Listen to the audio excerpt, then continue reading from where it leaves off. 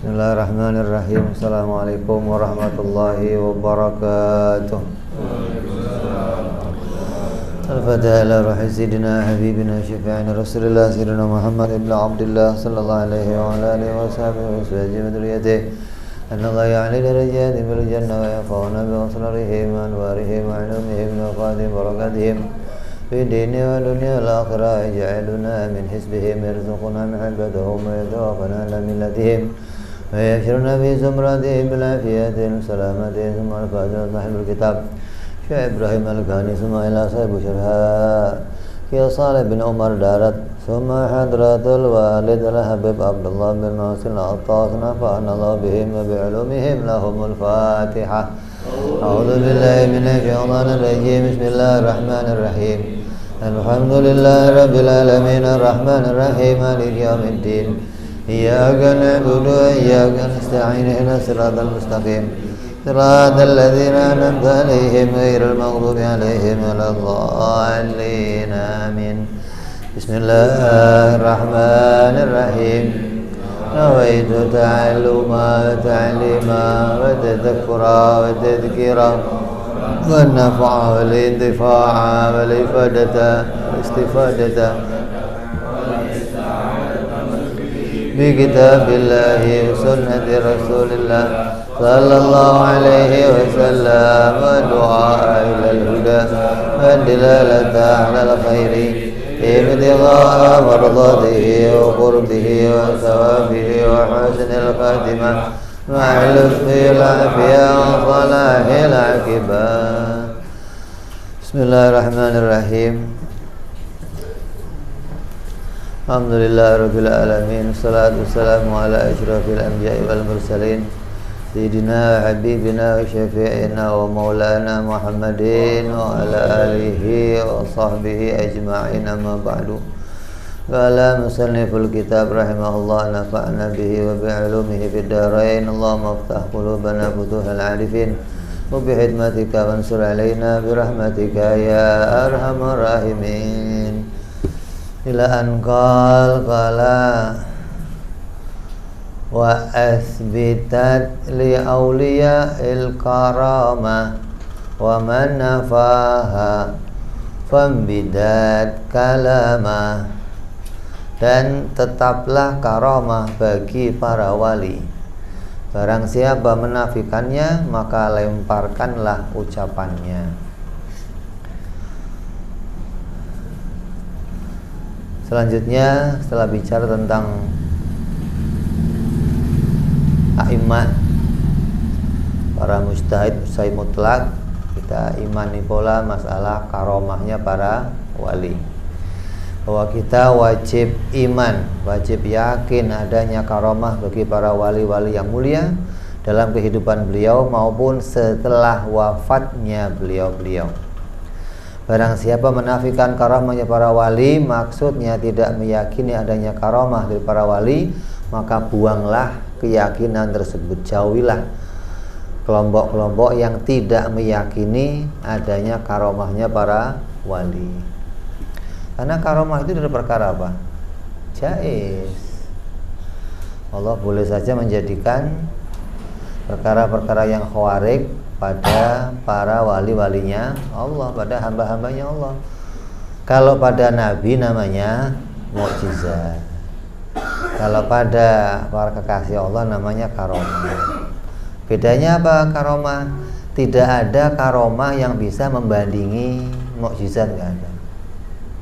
Karena kalau karomah membandingi mukjizat, terus apa bedanya dengan mukjizat kalau begitu? Gitu. Nanti yang mukjizat kalah hebat dong dengan karomah gitu. Ada khawarik-khawarik yang terjadi pada wali-wali itu banyak. Di antaranya yang terjadi pada Siti Maryam, ibunya Nabi Allah Isa alaihissalam. Di kamarnya tahu muncul buah-buah macam-macam, karomah. Terus yang terjadi pada orang soleh zaman Nabi Sulaiman, memindahkan kursi Ratu Bilqis, itu bentuk karomah ketika ada perkara yang khawarik bukan pada Nabi tapi pada orang-orang yang kekasihnya Allah, namanya disebut karomah. Nah, sebagian kelompok-kelompok Mu'tazilah, Wahabi ini menolak adanya karomah. Mereka nggak mengimani kalau Allah menciptakan karomah. Yang ada hanya mukjizat, sudah bas. Yang lain nggak ada. Gitu loh. Lah kita tetap meyakini kepada adanya karomah. Makanya orang-orang yang punya karomah itu siapa? Orang-orang yang mengikuti jejaknya Nabi Muhammad SAW.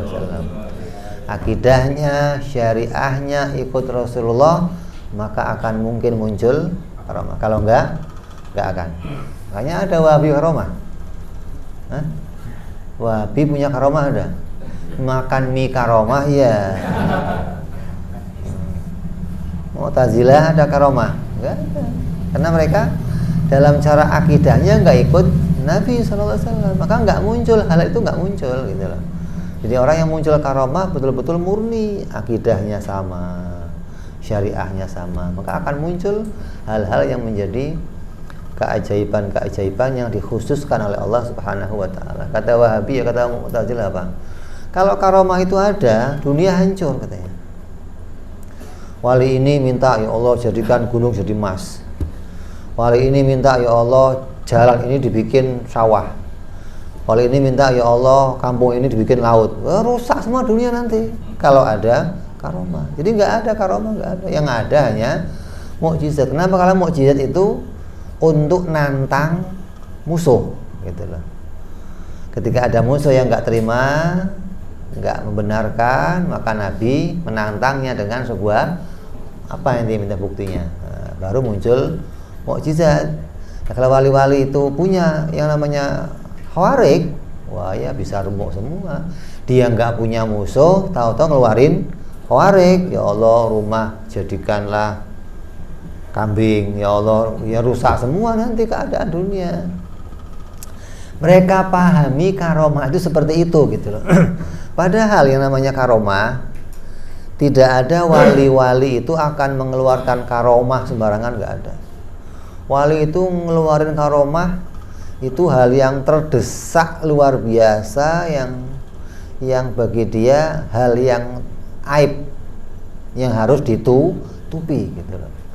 Karena karomah itu bagi mereka bukan kebanggaan. Kalau ini kan wirid, cita-citanya pengen keluar karomahnya kan, ya Allah pengen, ya Allah naik motor, nggak usah beli bensin lagi ya Allah. Yang datang bukan karomah tapi karomah. Kak Roma itu mah. Jadi wali-wali itu ditutupi oleh Allah dengan hukum adat. Kamu nggak akan tahu yang mana wali, yang mana bukan wali, nggak tahu. Karena Allah menutupi mereka dengan hukum adat. Makan ya sama makan, tidur ya tidur, kerja ya kerja, ke pasar ya ke pasar. Ini nggak tahu ini wali mana.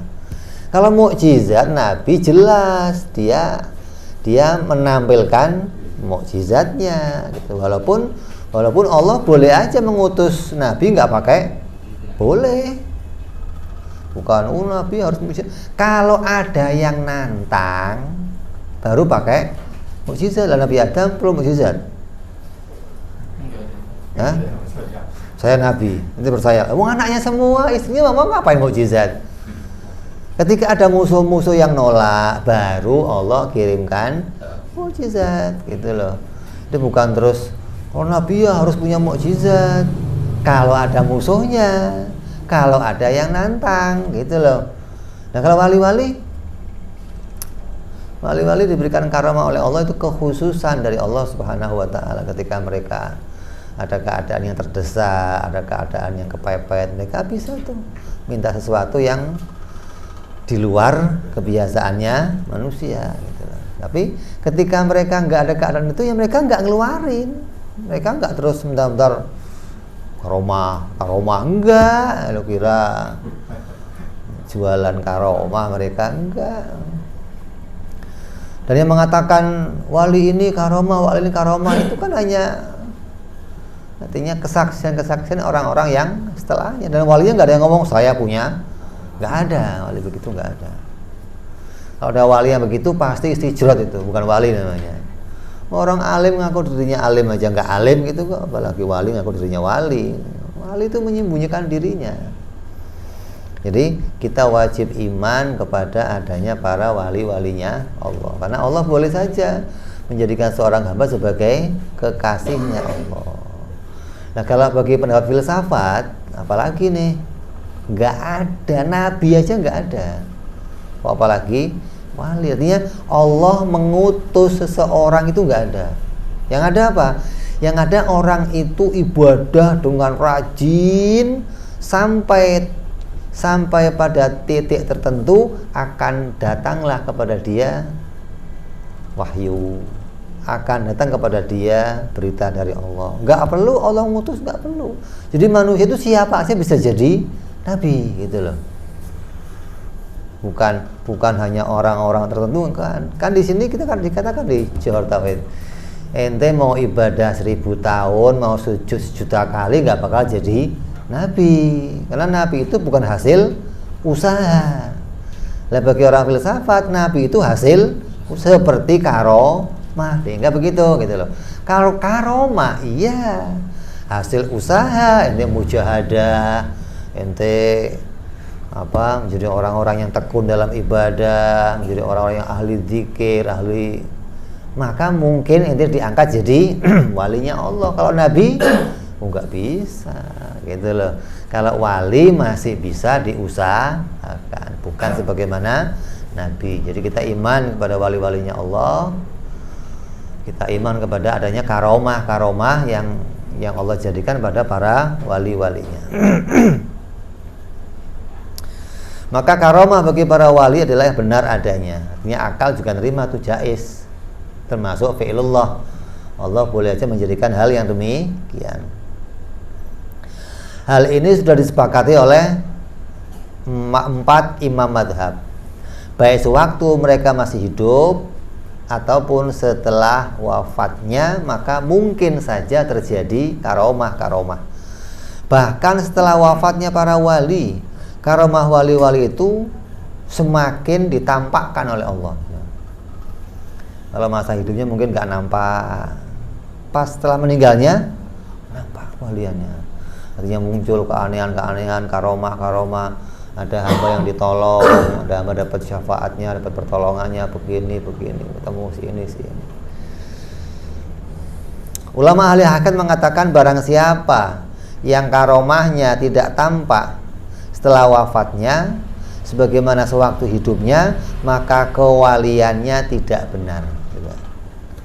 Sampai dikatakan begitu. Jadi kalau wali itu ya hidupnya dilihat karomahnya, sampai setelah meninggalnya pun akan dilihat karomahnya.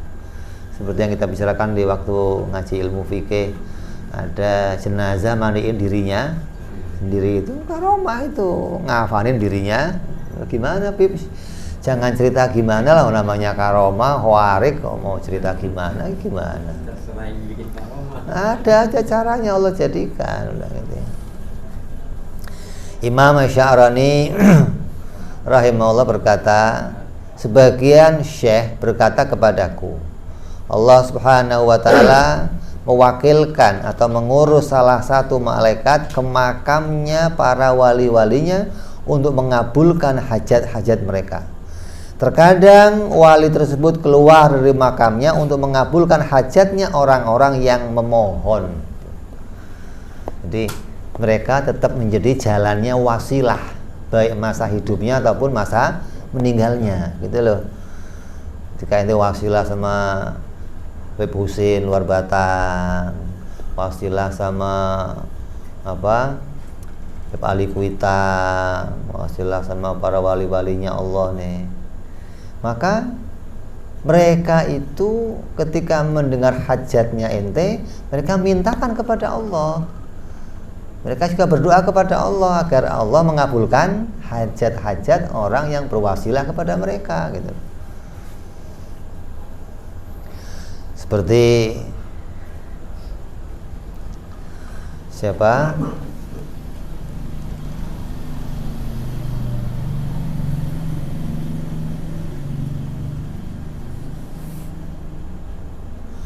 Habib Abu Bakar Al-Adni, Al-Idrus.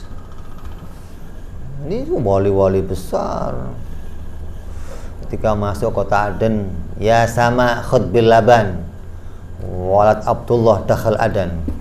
Hei langit, turunin susu. Ini kisah-kisahnya para wali-wali begitu. Artinya bentuk karomah mereka untuk menolong para hamba-hambanya Allah gitu loh. Kalau Nabi karomahnya mukjizatnya untuk nantang musuh gitu loh. Walaupun ada mukjizat Nabi yang untuk nolong hamba-hambanya Allah, ada seperti jarinya keluar air, sampai orang bisa wudhu semua, minum semua, itu tolong orang. Berkah makanannya sedikit Nabi bagiin terus, nggak ada habisnya untuk banyak orang makanannya. Begitu wali-walinya Allah. Jadi bukan, kalau wali-wali itu karena kerjanya bukan untuk nantang musuh, maka apa yang mereka keluarkan untuk nolong hamba-hambanya Allah. Syekh Abdul Qadir Al-Jailani roti ceramah pakai tongkatnya, tiba-tiba tongkatnya dilempar ke jamaah, ya hilang, nggak kena jamaah tongkatnya. Wah, taunya muridnya lagi mau dirampok, mau dilempar dari situ ke sono tongkatnya. Muridnya bawa pulang, ya Allah Syekh, makasih ya Syekh udah ditolongin, balik lagi. Nah itu karomah yang begitu. Artinya Allah jadikan, jangankan mereka ini, enggak, orang-orang yang sudah jalan pikirannya itu enggak bisa paham jaiz bagi Allah, yang enggak lempeng, enggak akan menolak. Sayyidina Umar lagi khutbah, tiba-tiba mundur. Ngomong apa mundur? Pasukan lagi perang suruh mundur kan. Jadi yang dilihat dia itu sudah enggak seperti yang dilihat orang biasa, hingga infonya, omongan dia sampai ke ada kebakaran. Sayyidina Umar ada kebakaran. Bawa jubah saya, kasih ke apinya. Deketin api mati, jubahnya aja nggak kebakar. Apinya takut sama jubahnya Sayyidina Umar gitu. Nah, kalau perkataan setan itu takut sama Sayyidina Umar, kalau kepapasan Umar dia akan cari jalan lain, itu karena Sayyidina Umar itu gawiyun akidatuhu, bukan keras dalam omongannya, bukan, akidahnya kuat hingga nggak mungkin bisa digoda setan gitu loh. Kata setan, dia lagi di lain, ngapain ketemu dia, udah semalah, udah mikir, udah ngabisin waktu doang katanya. Nggak mungkin, kayak ente ngasih akidah, nggak mungkin bisa digoda gitu loh. Kenapa? Karena ente sudah punya jalan untuk menjawabnya. Dia goda begini, mustahil, jaiz, capek dia, sumpetnya orang. Jadi ente punya pedoman untuk membantahi mereka gitu. Jalan inilah yang ente akan punya jalan untuk diangkat jadi kekasihnya Allah Subhanahu wa taala. Ini katakan Imam Sanusi di akhirnya apa? Orang yang mengucapkan kalimat la ilaha illallah itu, ketika kalimat itu punya bobot, berarti punya isi, ada maknanya, maka kalimat itu akan mendatangkan hikmah, ente dijadikan orang-orang yang istimewa, hingga keluar pertolongan Allah, terbukanya hijab yang gaib, datangnya karomah, itu asalnya, sababnya dari kalimat tersebut yang punya bobot. Kalau kalimat itu kamu nggak punya bobot, jangan harap keluar karomah, jangan harap. Nggak akan pernah keluar karomah dari orang yang mengucapkan la ilaha illallah tanpa adanya bobot. Artinya nggak ada isinya kalimat tersebut, karena munculnya dari situ semua. Arti yang wajib bagi Allah, yang mustahil bagi Allah, yang jaiz bagi Allah. Ketika kamu terus mendekat kepada Allah, kalimat ini dibawa terus sampai ke hati kamu, mendarah daging, akan muncullah hal-hal tersebut. Dan wali-wali dari Tuban, ini kok Tuban yang dibahas loh. Yang nyarain kan Kiai Soleh Darat, kan guru-gurunya ya dari sono gitu loh. Seperti pula Syekh Abdul Qadir Jailani, Syekh Ahmad Al-Badawi, ini orang-orang istimewa semua. Syekh Ahmad Al-Badawi itu yang tadi kita ceritakan, yang mandiin jenazah dirinya sendiri, ini Syekh Ahmad Al-Badawi itu. Ngafalin dirinya sendiri. Syekh Abdul Qadir, berapa karomah-karomah yang ditampakkan. Kalau makan ayam, kumpulin jadi ayam lagi, udah main lagi, besok potong lagi. Ya modal satu ayam bisa untuk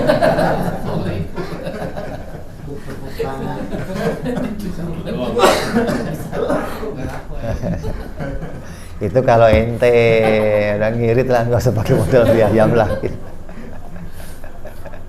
Kalau mereka ya nggak begitu. Artinya ketika terdesak gitu loh, terdesak, nggak ada yang lain. Kayak di daerah kita ada, kalau ada tamu-tamu habaib kumpul, nggak ada apa-apa, udah yang ada yang dimasak ya itu sudah. Kadang berasnya tinggal semangkok segini nih beras, dicuci ya kayak main-main itu. Kalau dandang gede diliwet, matangnya sedandang gede. Orang ini gimana caranya? Nggak pakai cara. Allah boleh aja jadiin apa yang Allah. Kalau ini yang masak itu lagi main-main apa Kiai? Diam aja. Dipaksa nih Kiai, saya beli beras ya. Udah ini cukup katanya. Artinya Allah bisa mencukupkannya gitu loh. Kalau di ente nggak mungkin cukup. Ente ahli adat, dia bukan ahli adat. Dia ahli tauhid, tahu jaiznya Allah. Artinya makomnya sudah makom khawarik gitu loh. Kalau ente nyoba begitu, ya rame. Kata Harim ente, ini mau bercanda. Kenapa ente bukan makom khawarik? Lah mereka makomnya khawarik. Ketika terdesak menjadi. Ntar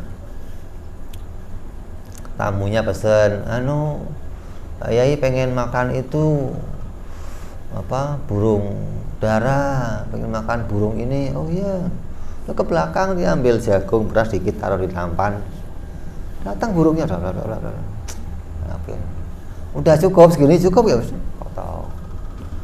Ente yang datang kan ayam tetangga, ente potong ya bisa berantem tetangga akhirnya. Ini karomah yang begini ini kita mengimaninya gitu loh. Kenapa? Karena perkara jaiz bagi Allah menjadikan hal yang demikian. Maka waliullah itu adalah orang yang ma'rifatullah. Ini dasarnya. Gak ada wali gak ma'rifat, gak ada. Setiap wali syaratnya jadi wali pasti orang yang ma'rifatullah. Maka mereka punya derajat yang berbeda-beda karena ketekunannya menjalankan ketaatan Allah itu beda-beda gitu loh. Ada yang tekunnya puasa, ada yang tekunnya sholat, ada yang tekunnya ngaji Quran, ada yang tekunnya sedekah, ada yang tekunnya ngaji ilmu, ada yang tekunnya ngajar, ada yang tekunnya itu belajar, sono nyantri. Ada yang tekunnya lagi ziarah wali-wali, tapi modalnya harus ma'rifat. Ini nggak punya modal ma'rifat, ziarah doang keliling. Wah ini gondrong doang dapatnya dia, nggak dapat yang lain. Kan dikatakan dalam wasiahnya Ibnu Asakir dikatakan begini.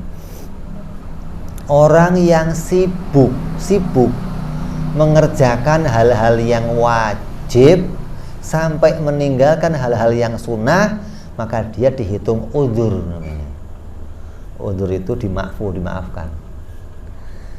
Tapi orang yang mengerjakan hal-hal sunnah sampai meninggalkan yang wajib, namanya ghurur, tertipu dia. Dianggap sunnah itu ibadah, sampai wajibnya ditinggal. Apa yang wajib? Ngaji ilmu tauhid itu kewajiban utama.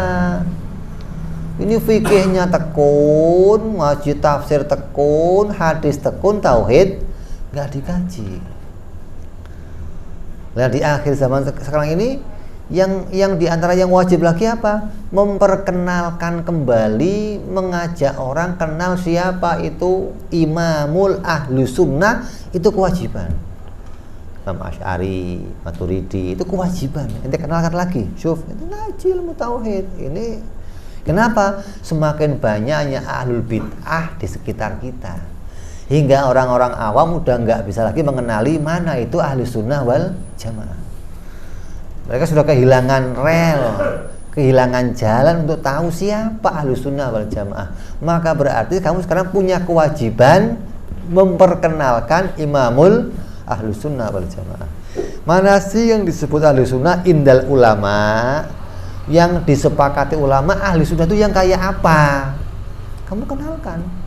Mau lewat jalan apa aja, sosial media, mau lewat majelis, mau duduk di pasar, kenalkan siapa imamul ahli sunnah wal karena mereka semuanya kelompok-kelompok yang di luar ahli sunnah, mereka sudah ngakunya ahli sunnah wal jamaah, hingga yang mana yang asli kita udah nggak tahu nih.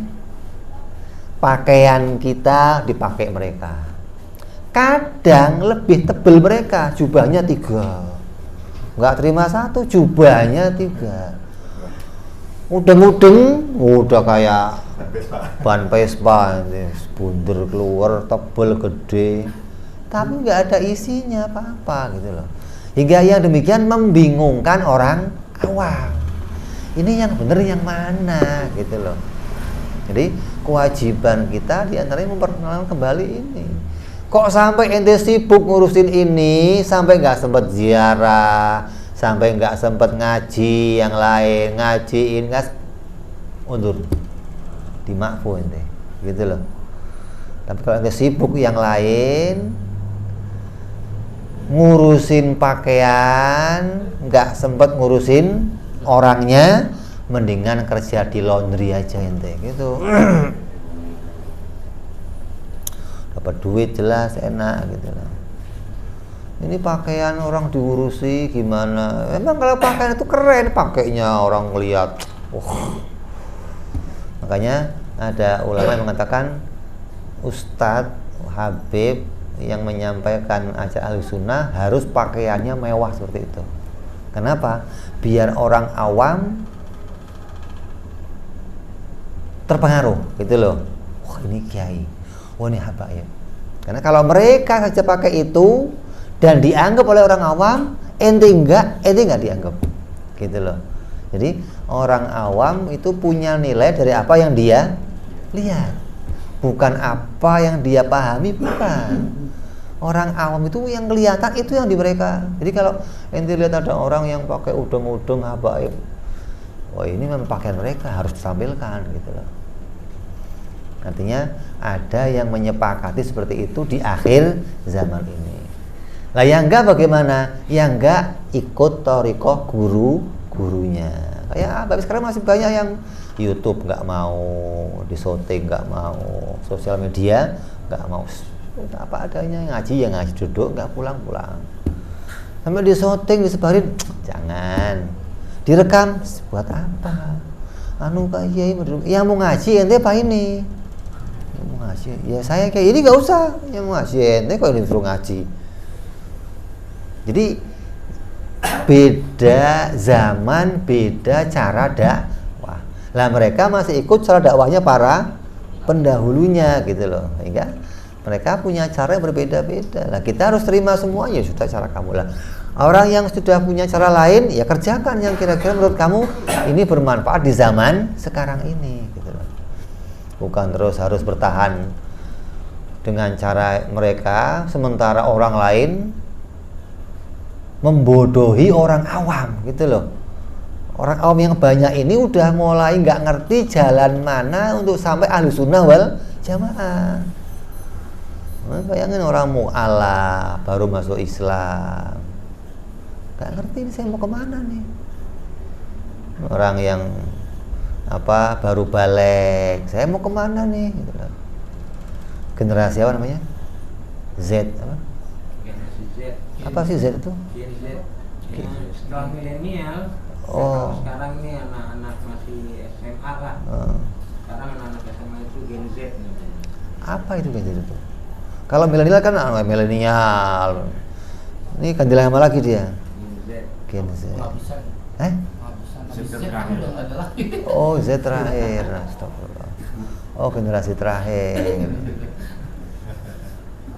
Ente generasi apa kula? Abrakadabra kan?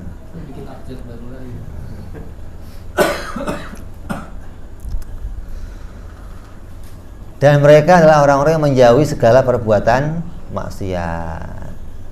Kalau di ahli sunnah yang namanya maksiat itu kalau tobat diampuni, tobat diampuni. Mu'tazilah nggak ada. Makanya imam yang Mu'tazilah itu orangnya bersih, nggak ada maksiat sama sekali. Karena bagi mereka maksiat kafir. Gimana ini? Dan mereka konsekuen, nggak pernah maksiat, gitu loh. Apa yang mereka yakini dikerjakan oleh mereka. Makanya kalau bicara alim, bicara ibadah, kalah ini sama mereka. Karena prinsipnya begitu. Kita kan enggak dosa, nggak mau tobat, dosa lagi, dosa lagi. Oh, Allah Maha Pengampun. Kan begitu akidah kita. Makanya kalau urusan cara ibadah hebat mereka, tapi enggak ada jadi wali gitu loh. Kalau mereka ahli sunnah, ya sudah wali-wali semua itu. Nah, udah nggak pernah maksiat loh.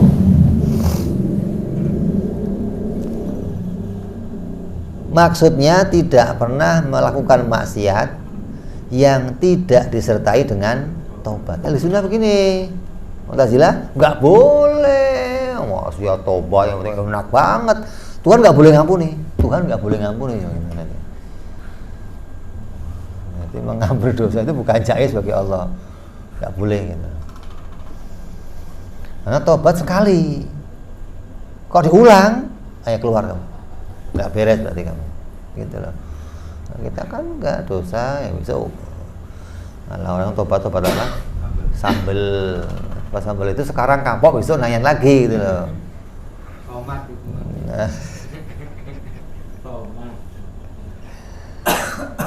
Maksudnya wali-wali itu bukan tidak pernah maksiat. Karena yang nggak pernah maksiat hanya para nabi, itu nggak pernah maksiat. Kalau wali maksiat tapi langsung taubat dan nggak diulang lagi kalau wali-wali gitu. Ketika maksiat sudah sekali itu doang maksiatnya, karena dia khilaf, dia lalai, dia nggak terus besok ulang lagi, besok ulang lagi, besok. Itu kita, bukan wali yang begitu. Wali murid namanya. Wali-wali itu tambah jangankan kok maksiat yang gede, yang kecil itu derajat kewaliannya turun. Jangankan kok yang gede. Nyium istrinya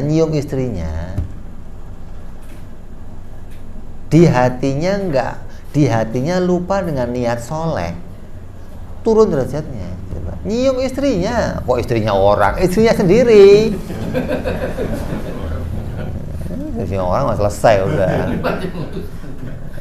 Istrinya sendiri dicium, tanpa punya niat yang soleh, turun derajatnya.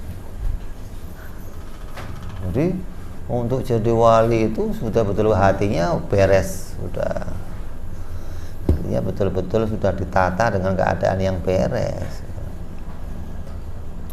Artinya mereka itu ketika nggak ngelakuin maksiat, mereka namanya apa? Mahfud. Kalau Nabi maksum, kalau mereka apa? Mahfud. Mereka menjaga diri mereka untuk tidak maksiat gitu loh. Hah? Nggak pakai MD, nggak pakai. Enggak. Kalau Nabi maksum. Dinamakan waliullah karena ia sudah memasrahkan semua perkaranya kepada Allah. Jadi kalau orang makom itu makomnya makomul fana, gitu loh. Nanti naik lagi makomul bako. Fana itu sudah semua urusannya Allah yang urus. Sudah mengenolkan diri lah. Orang kalau sudah bisa mengenolkan diri, berarti mengesakan Allah, gitu loh. Allah yang esa, kamu yang nol, maka nilainya 10, gitu loh. Kok kamu beramal, tambah 0 lagi. Beramal, tambah 0 lagi.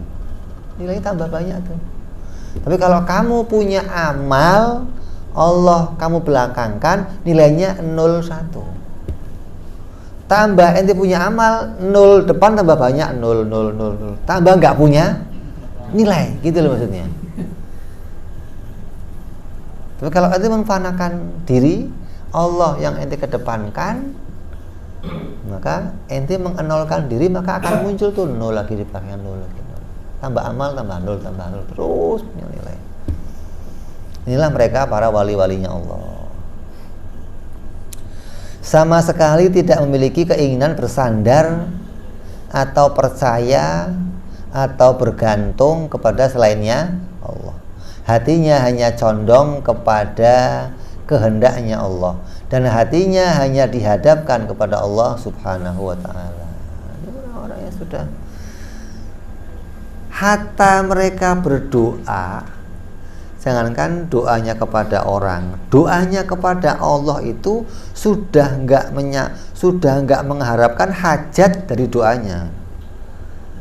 Doa kita itu kalau doa dicacati oleh para wali, doa kok begitu, doa disalahin.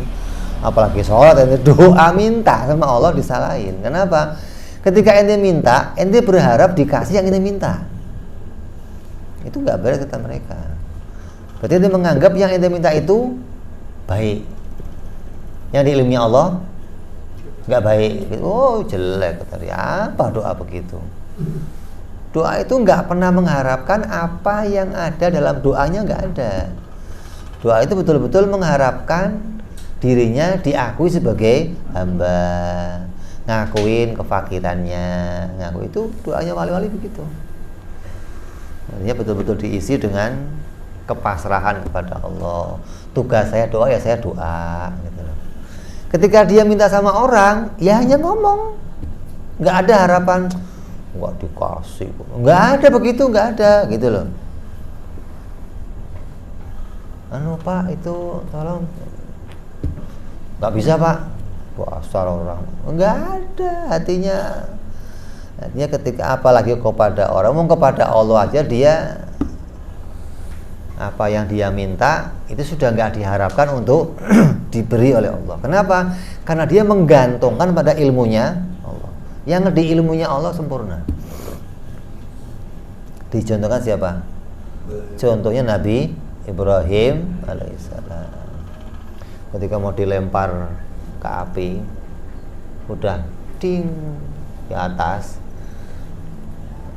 malaikat Jibril datang. Ibrahim, apa ini butuh saya? Ente? Enggak. Ente? Enggak ada butuhnya sama ente. Kalau ente kan enggak, kemana aja dari tadi, udah di atas baru kedateng lu. Ente kan dari tadi gua tunggu udah di atas baru datang ente. Tangkap. Ya udah, ente minta sama Allah. Enggak. Allah tahu yang saya mau, Allah tahu. Ngapain saya minta lagi? Dan di ilmunya Allah sempurna. Saya nggak perlu minta lagi. Makanya muncul hasbunallah ni'mal wakil. Hasbunallah. Itu peragaannya gitu loh. Dan ini diadopsi oleh para wali-walinya Allah. Hidupnya diisi dengan ketergantungan murni hanya kepada Allah. Gak pernah kecewa. Kadang-kadang ala inna ala awli Allah la khaufun alaihim wala hum yahzanun. Mereka itu sudah nggak pernah punya rasa takut, nggak pernah hazan, khawatir, resah, gelisah, nggak ada. Hidupnya sudah diisi dengan kepasrahan kepada Allah. Apapun peran yang diberi Allah, saya terima. udah nggak ada senyum. Kenapa kok begini? Enggak. Kenapa? Kalau Allah ngasih peran, saya sebagai pemerannya ya terima. Masa ada Allah ngasih peran, kok ini ya Allah? Oh, nggak pantas ini. Gitu loh. Ini pangkat-pangkat orang-orang demikian, maka pantas mereka dijadikan wali-walinya Allah. Wala tersentuh yang haram, tersentuh yang makruh, enggak ada.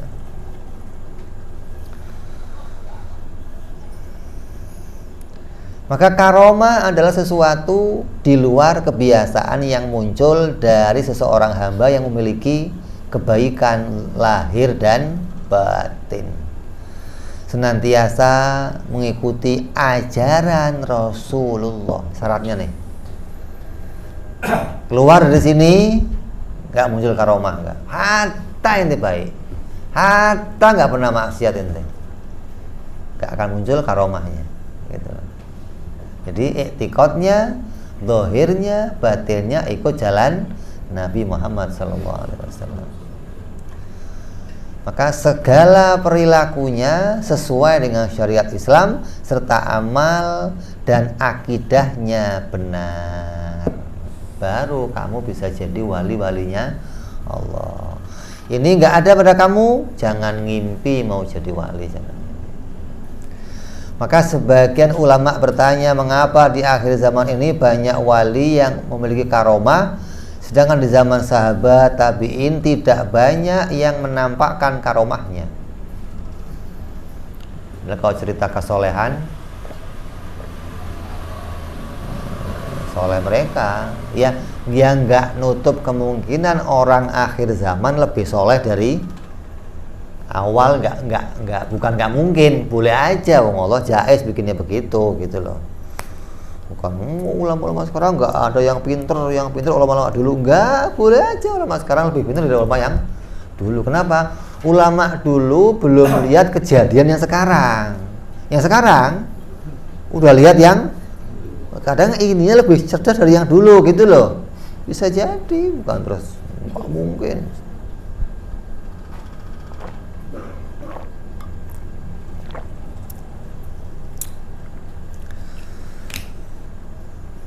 Maka dijawab oleh sebagian ulama, hal itu karena keyakinan orang di zaman akhir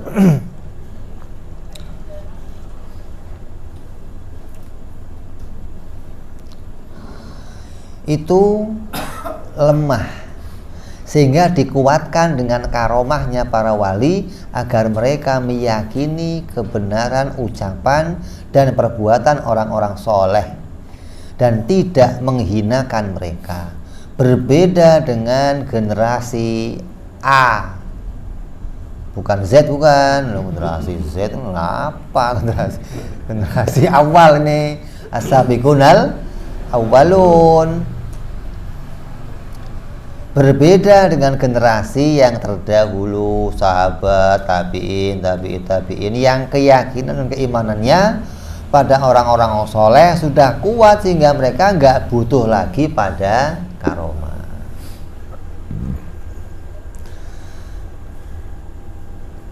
Kalau sekarang kok muncul orang soleh punya karomah, sekarang disembah, disembah, bukan diikuti fatwanya, bukan, disembah. Datang bawa air, datang bawa duit, duitnya ditiup, datang bawa beras, datang bawa baju, tiup, udah kok komplit dah. Pokoknya ini kalau saya minta apa-apa kok harus kabul, wali ini punya karomah. Padahal orang sekarang itu kalau pengen terkenal, gak usah punya karomah. Ente khilaf adat terkenal. Ente kalau kencing kakinya angkat satu terkenal ente. Syuting si film nih, kalau kencing begini, wah hebat, beda sama yang lain, terkenal ente langsung, viral langsung. Gak usah punya karomah zaman sekarang untuk viral. Khilaf adat aja terkenal ente. Lah apa itu yang mau dicari, apa itu, gitu loh. Makanya di zaman sekarang ini gimana caranya memahamkan orang awam, nggak menghina ulama, nggak meremehkan ulama, terus tahu mana ulama yang benar. Ulama ini yang mau kita cari solusinya, ini yang sedang dibicarakan sama para dai-dai itu ini gitu loh. Apa kita gedein pakaian kita biar mereka itu yakin pada keulamaannya, atau dengan cara apa? Ini lagi dirumuskan gitu loh. Apa solusinya biar akhir zaman ini ketika sudah banyak kelompok-kelompok bicara tentang dirinya itu benar, dirinya ahli sunnah, padahal mereka bukan ahli sunnah. Maka ahli sunnah sendiri gimana rumusannya untuk bisa sampai kepada orang-orang awam ini gitu loh. Makanya berbagai cara sedang diupayakan. Kita harus ikut membantu upaya ini. Setidaknya yang paling utama apa? Kita memperkenalkan kembali Imamul Ahlus Sunnah wal Jamaah. Siapa itu Imam Asy'ari, siapa Maturidi. Terus karena ini diantara pokok utamanya, tonggaknya Ahlus Sunnah wal Jamaah. Terus disertai dengan jangan mudah mengkafirkan orang. Yang paling utama nih. Kenapa? Karena Imam Asy'ari, kami tidak pernah mengkafirkan ahlul kiblat. Adapun ada rekomendasi nih, orang yang begini itu kafir, orang begini kafir, orang yang begini bukan si fulan kafir, bukan, nggak bisa, gitu loh. Lah yang mutusin si fulan kafir siapa? Harus seorang mufti, harus seorang qadhi, bukan urusannya orang-orang mutakalimin, bukan urusan orang ahli tauhid, bukan, nggak ada hubungannya nih. Harus qadhi nih, hakim yang mutusin fulan kafir, gitu loh. Lah urusan kita apa?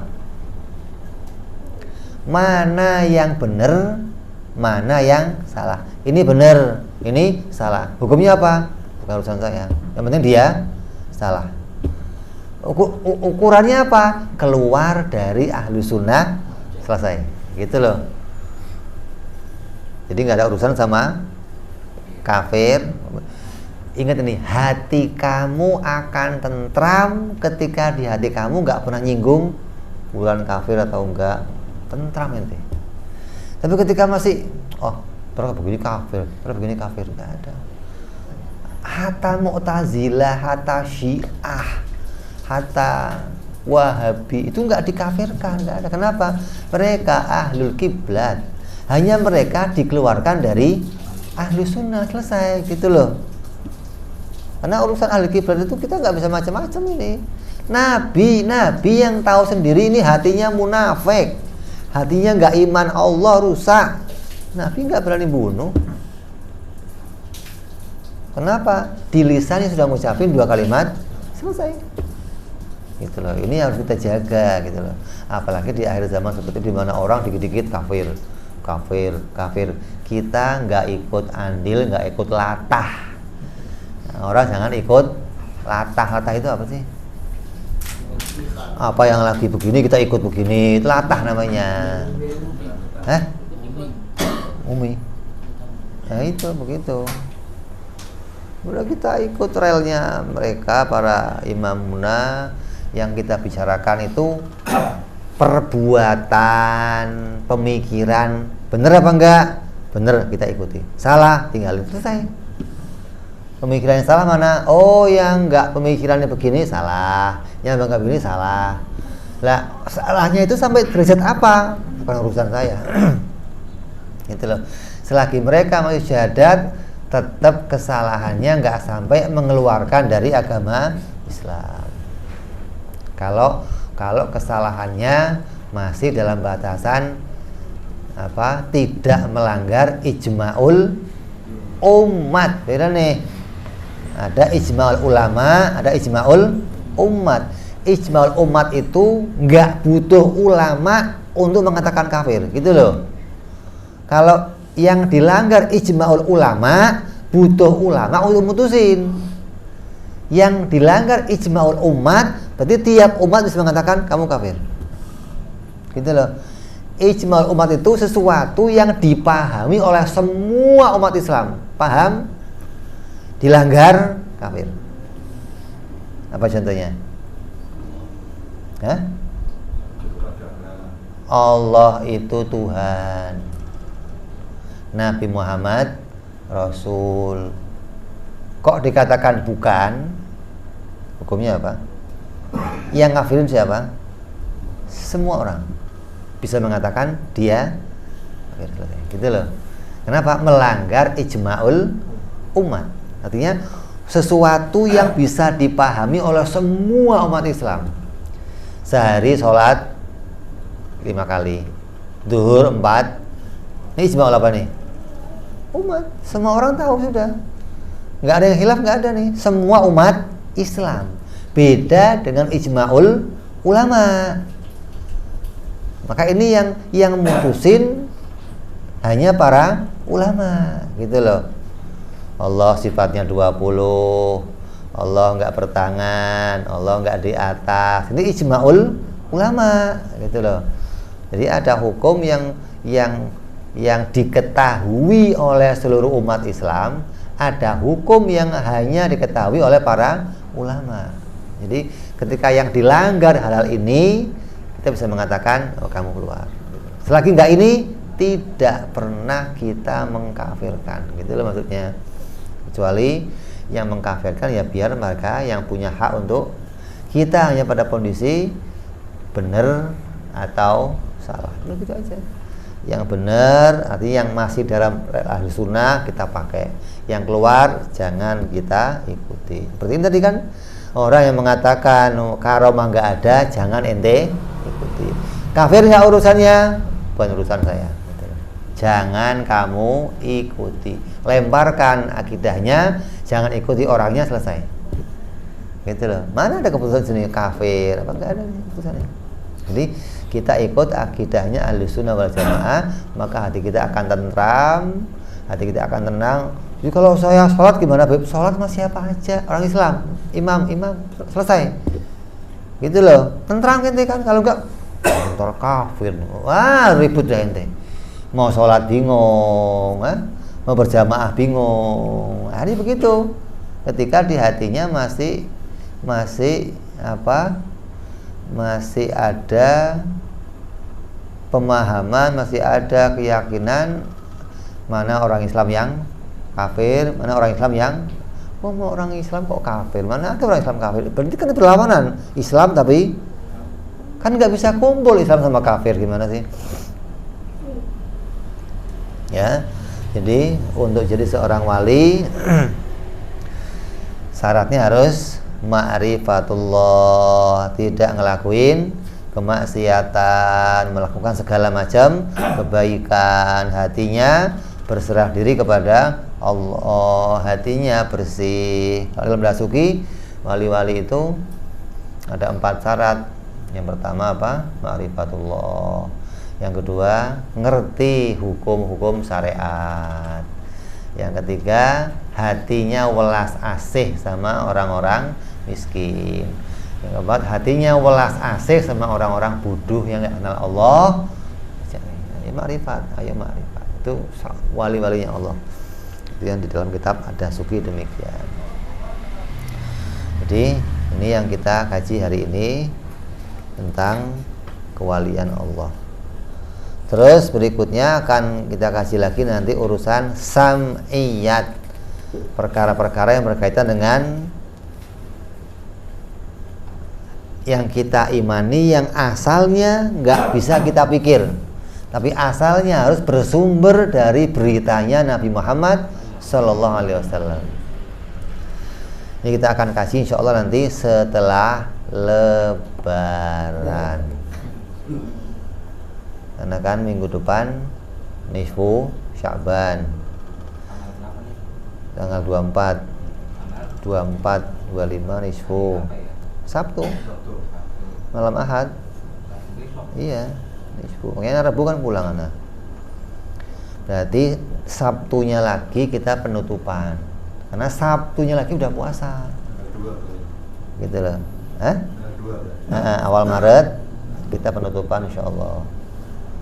Terus Sabtu depannya lagi baru masuk Ramadan. Insya Allah, mudah-mudahan disehatkan badan kita, dikuatkan, diberikan keberkahan oleh Allah di bulan Sya'ban, dan Allah panjangkan umur kita sampai bulan Ramadan, bisa hormat Ramadan, bisa muliakan Ramadan, dan keistimewaan bulan Ramadan. Amin ya rabbal alamin. Al-aliniyah wa ala niyatin shalah wa ila hadratin nabiyil Fatihah. A'udzu billahi minasyaitonir rajim. Bismillahirrahmanirrahim. Alhamdulillahirabbil alamin arrahmanir rahim maliki yaumiddin. Iyyaka na'budu wa iyyaka nasta'in. Ihdinas siratal mustaqim. Siratal ladzina an'amta 'alaihim ghairil maghdubi 'alaihim waladdallin. Amin. Ya Rabbana qarabna bi anana qarabna وأننا أسرابنا على لظى أشرابنا فاتب توصيل كل حوبا واستر لنا عوراتي نراتي واغفر لوالدينا ربي ومولودينا وسائر الحلان وكل ذي محبة أو جرة أو صحبة المسلمين أجمع أمين ربي وجودا منا لا باكتساب منا بالمصطفى رسولي بكل سولي صلى وسلم ربي عليه عند الحب وآله وصحبه عدد ضعف صحبي والحمد لله بالبدء وتناهي الحمد لله رب العالمين. Assalamualaikum warahmatullahi wabarakatuh.